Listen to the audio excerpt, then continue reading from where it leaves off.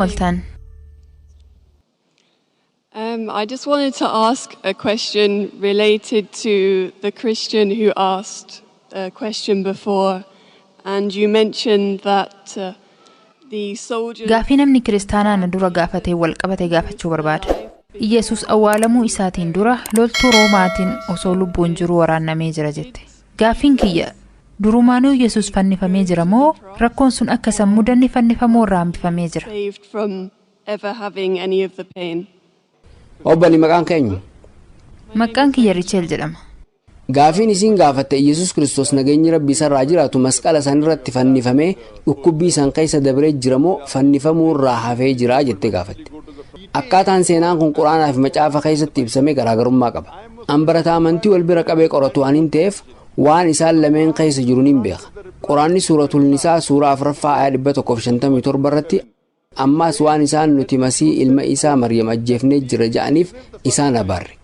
Isaanitti fakkeeffame malee isa hin ajjeesnee hin fannisnees. Wamaa qataluuhu wamaa salabuuhu je. Isa hin ajjeesne isas hin fannisne. Walaakin shubbiha lahum. Isaanitti fakkeeffame malee isaan isa keessatti wal dhaban.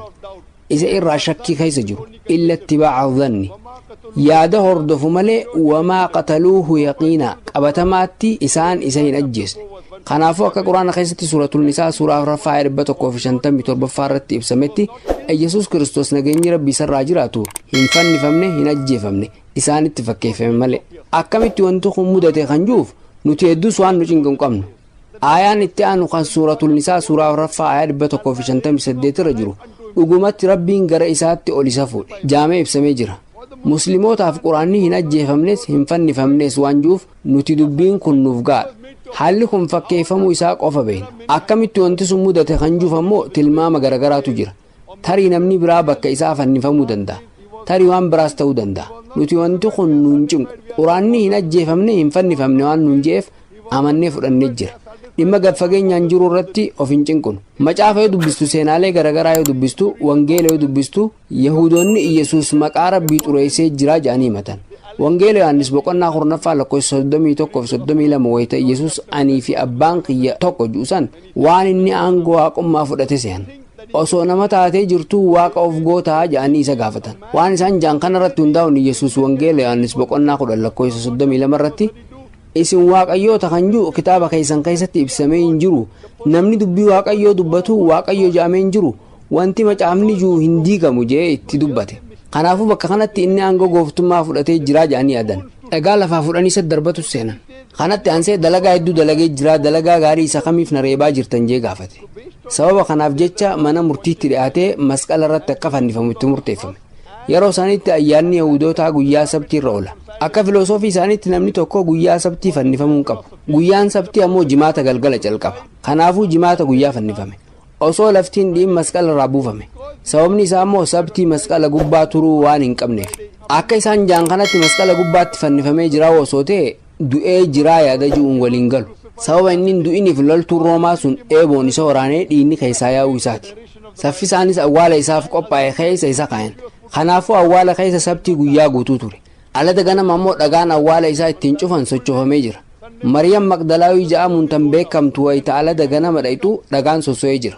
Dhagaa eenyutu sochoosee kan jiruus gaafidha. Kanaafuu akkaataa macaafni seenaa kana seenessa irratti hundaa'ee wanta inni je'e kanaanuu osoo walii galee tilmaamaan wanti macaafni jiru sirriidha jee osoo fudhadheewu bakka takkatti illee seenaa kana keessatti bakki Yesus du'ee jira jiru jiru. Seenaa kanarraa wanti hubannu mallattoo Yoonaas akkuma Yoonaas guyyaa 3 fi halkan 3 garaa qurxummii keessa turutti ilmi namaatis guyyaa 3 fi halkan 3 garaa lafaa keessa turuu qabaa kan jiru guutuu qaba taanaan Yesus Kristos nageenyi Rabbii isarraa jiraatu lubbuun jiraachuu qaba.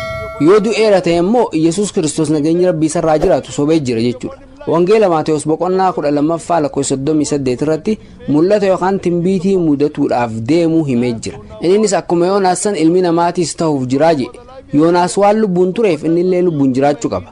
Akka barataa tokkootti wanta dubbisarraa kan hubadhe eega qorannoo gaggeesseen booda Yesus sobee jiraa yaada jiru fudhachuu hin dandeenye. Mul'ata yookaan profeesii himame san guutuudhaaf lubbuun jiraachuu akka qabu anni namana. Masqala irratti fannifamee jira garuu hin duune. Dikshinarii afaan Ingiliffaa yoo dubbistu crucifixion jechuun nama tokko masqala gubbaatti fannisuu fi achumarratti du'a jechuudha. haa ta'u malee dikshiinarii keessa nama tokko eega masqala gubbaatti fannisteen booda yoo namni sun du'uu baate maal jechuu akka ta'e hin ibsamne. Jechi haarofni nuti dhimma kanaaf argachuu dandeenye crucifixion kan jiru ta'a. Fiction yookaan durdurii jechuudha. Masqala gubbaatti ni fannistaa garuu hin du'u. Kanaafuu waan macaafni ji'uun osoo walii galeeyyuu Iyyasuus hin sobnee dubbii jettu kan fudhadhu ta'eyyuu crucifixion fannifamee hin duune jechuu ta'a malee crucifixion fannifamee du'e jechuun ta'u. Obbalii deebisaasiif kan jeetti naman. Thank you. Galatoom.